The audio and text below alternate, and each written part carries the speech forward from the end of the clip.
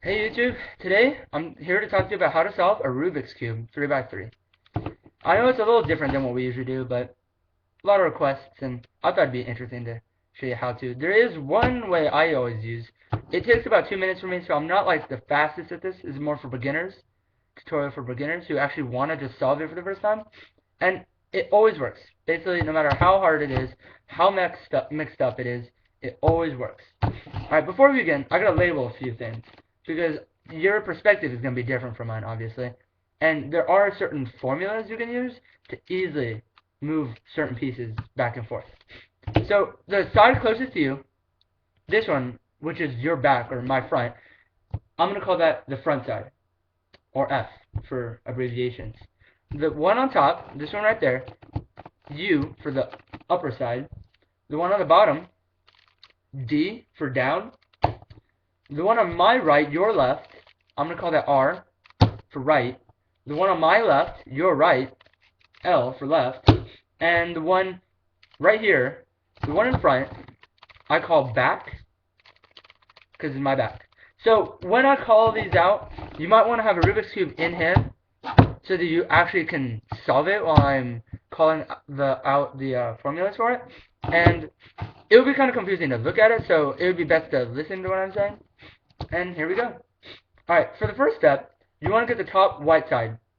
This is more, basically just fairly simple, but the key part about this one is you have to match up each piece with its corresponding side on the sides, basically. So the white on top, we're going to get the cross first, but you can't just have any white piece on the cross. Certain pieces go on certain sides, corresponding to what it is on the side. So like, say this white and orange piece right here, you would have to move that here, so the orange pieces touch. You're going to get stuck in the future if you don't do that right now. So through the first step, although it seems fairly simple, you do need to do that. Next, you just basically get the first top cross, which there's multiple ways of doing it. You can move down the middle and just move it in, and then move it back up, which I do for most of these. I got the green side here. You can, if it was flipped face down, which I don't have any pieces right now, you could always just flip it completely to the top. But this one's more self-explanatory. Like, say right here, I have a white and a red, which I need to bring to the top. I can simply rotate this side, and it will come to the top. Alright, I have the cross now, and notice it matches on each side. Next is the green corners, which I'm gonna start with the sorry. I'm gonna start with the a formula for this one, just for your simplicity's sake. Let's say you had a piece right here that you want to bring right there. Simple. On the side. The white's on top still. I always hold it on the top. And you just want to switch those two.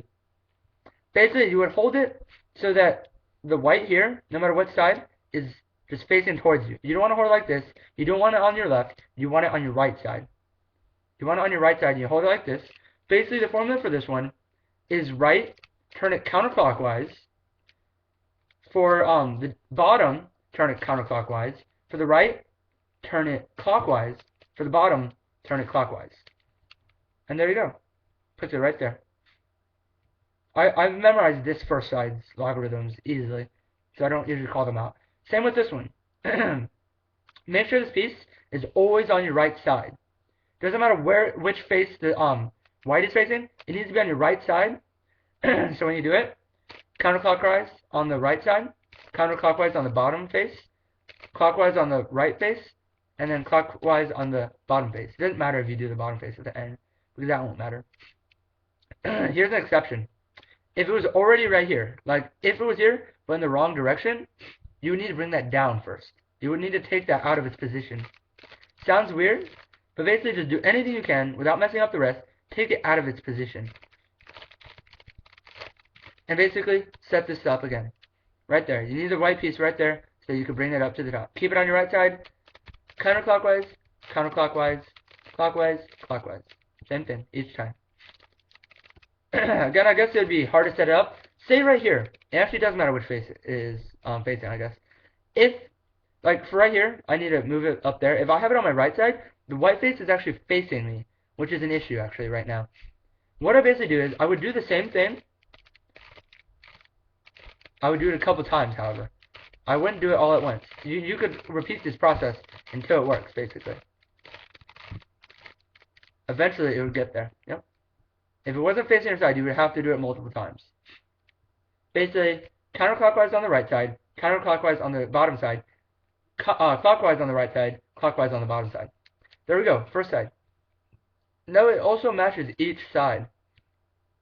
The 3 here and the middle match, every single side. And I have the white on top. Alright, now we go to the third step. Is solve the middle layer, right here. Basically throughout the entire thing, which we haven't done yet.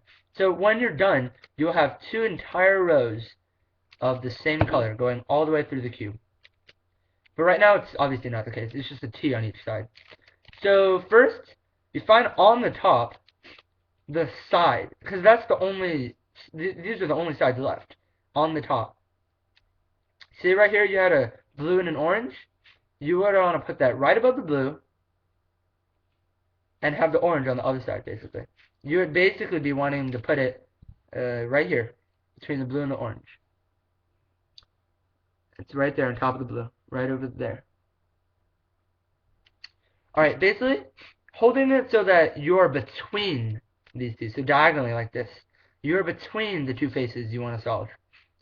Of course, the white is now on the bottom, just so you knew about that. The white is now on the bottom. The position you hold it is pretty crucial. Basically, if it's on the left, the piece you want on the left, the formula for this is basically, alright,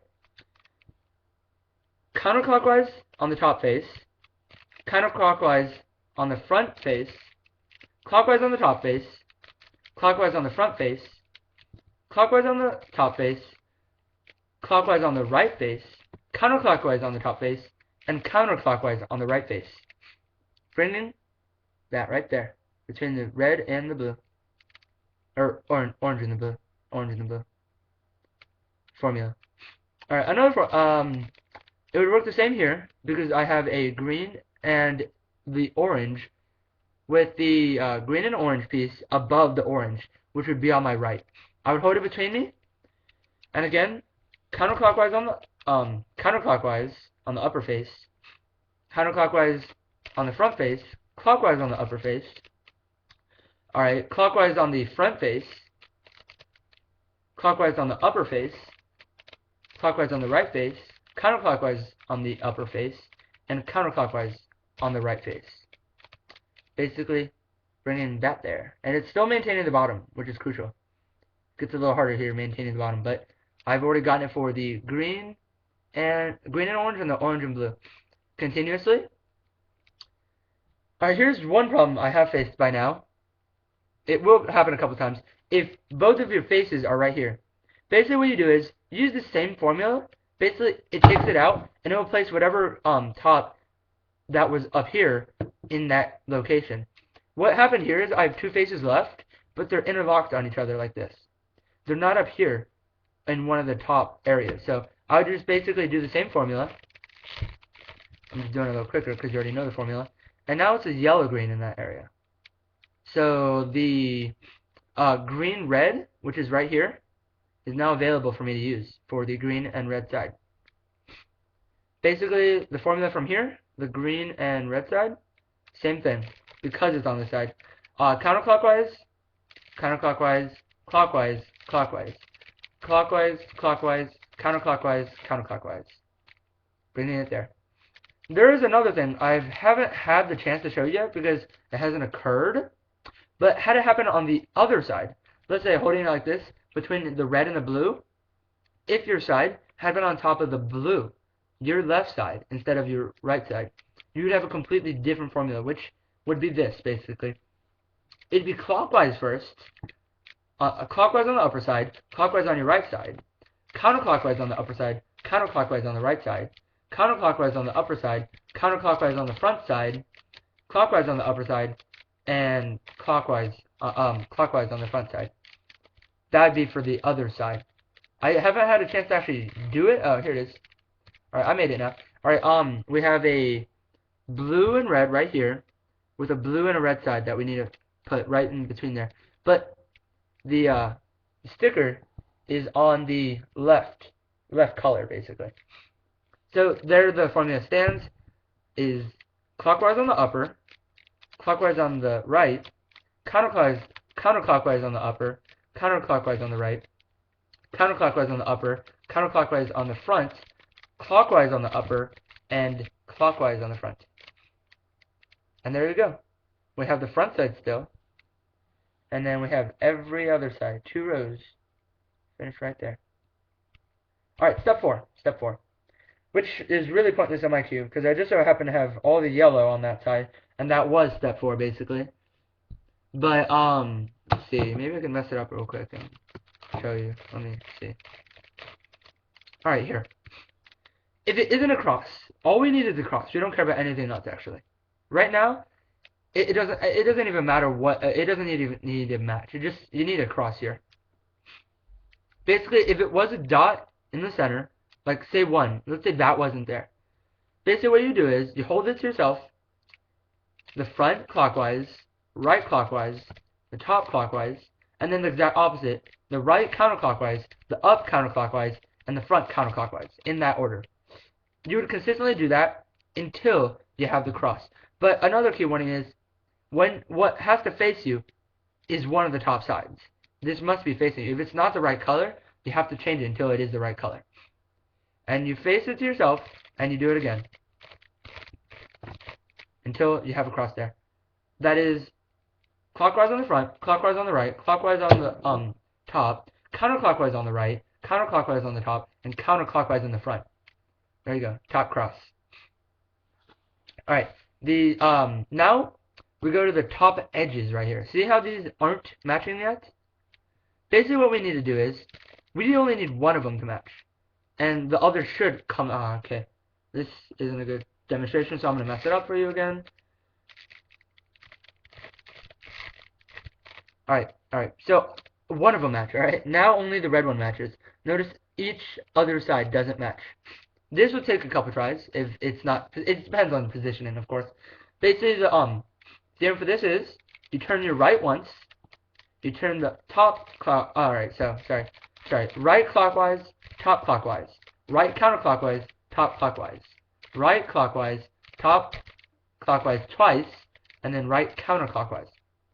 Again, I'll post all of them in the description. I'll post the entire algorithm for this, so you can follow along. And you have to do that until all of them match, basically. So I would be doing that again.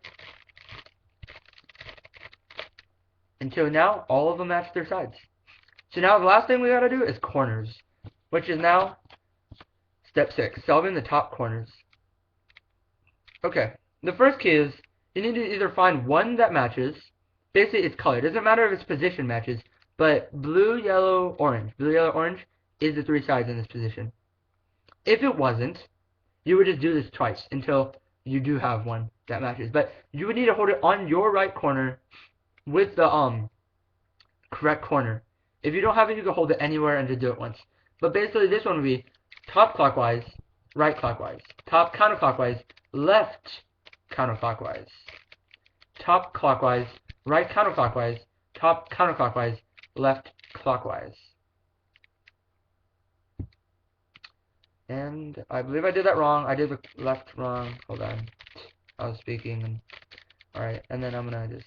I kind of messed up a bunch of it because I spoke it wrong, but I'll go back to the corners real quick. And you'll see, even if you mess it up, you can just go back to it. The steps are still the same, no matter how you do it. Alright, and... okay, all the sides are the same, except corners again. This time I do have one. That's actually perfectly correct. You will never have 2 or 3. You'll have either 1 or all of them that are in the right position.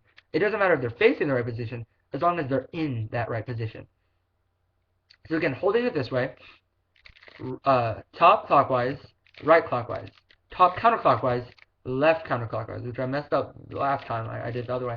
And then top clockwise, right counterclockwise, top counterclockwise, left clockwise. It'll move it once to the right, basically. The other 3. It'll still maintain that one side. If you had no sides, it would basically give you at least one side, guaranteed.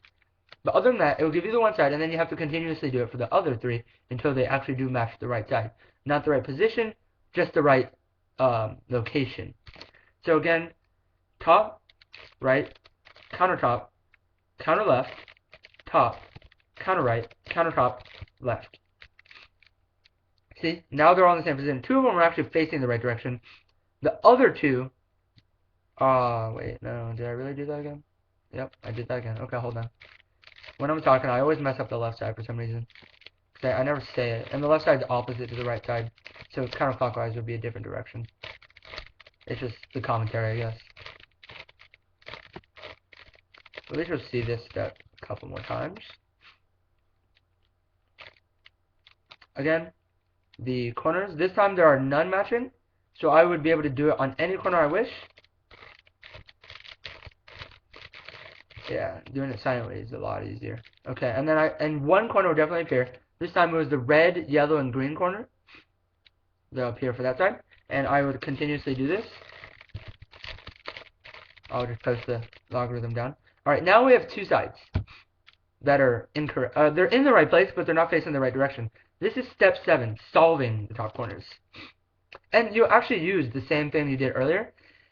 So this is the hardest step, in my opinion. It's more confusing. But basically, start on one side. And it seems like you're messing up the cube, but you're not. And it will fix itself automatically if you do the right formula. This formula is just 4 steps. Counterclockwise on right, counterclockwise on down, clockwise on the right, and clockwise on the bottom. You would do that over and over again until it solves that one corner.